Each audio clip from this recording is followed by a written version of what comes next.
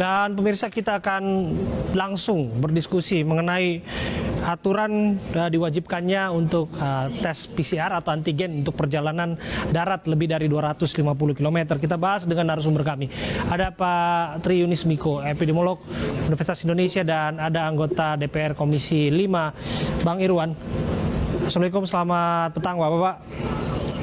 Selamat petang, Mas Abraham. Iya, saya terlebih dulu ke Bang Irwan karena kaitannya dengan mitra Kementerian Perhubungan. Bang Irwan, aturannya sudah jelas ya, Anda baca. Kalau kita berpositif thinking, sebetulnya ada tujuan mulia di balik ini semua untuk mencegah transmisi corona. Tapi ada juga publik yang menilai ada tujuan mafia di balik ini semua, yaitu untuk meraup rupiah. Bagaimana Komisi 5 melihatnya?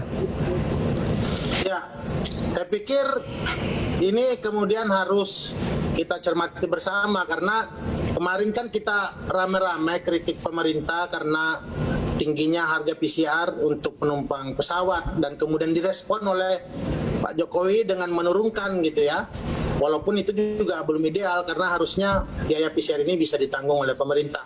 Ini kemudian di tengah kemudian rencana pemerintah untuk menghapus PCR dalam di Pulau Jawa, Bali, tiba-tiba ada kemudian surat edaran Kemenhub untuk transportasi darat 250 km menggunakan PCR dan antigen. Ini tentu sangat-sangat meresahkan ya.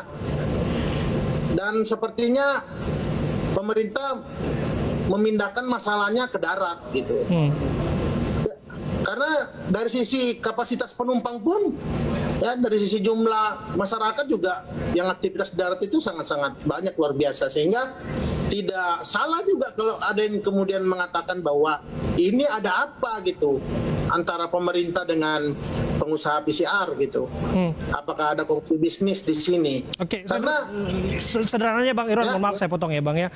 Masyarakat menilai bahwa diatur oleh pemerintah, dibayar oleh rakyat, yang menikmati untungnya adalah swasta.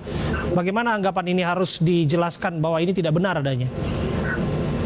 Ya, di tengah usaha pemerintah yang kuat untuk kemudian menurunkan tren COVID, saya pikir penggunaan PCR ini sudah semestinya kemudian dikurangi gitu, berganti antigen, karena jumlah vaksinasi juga terus meningkat ya.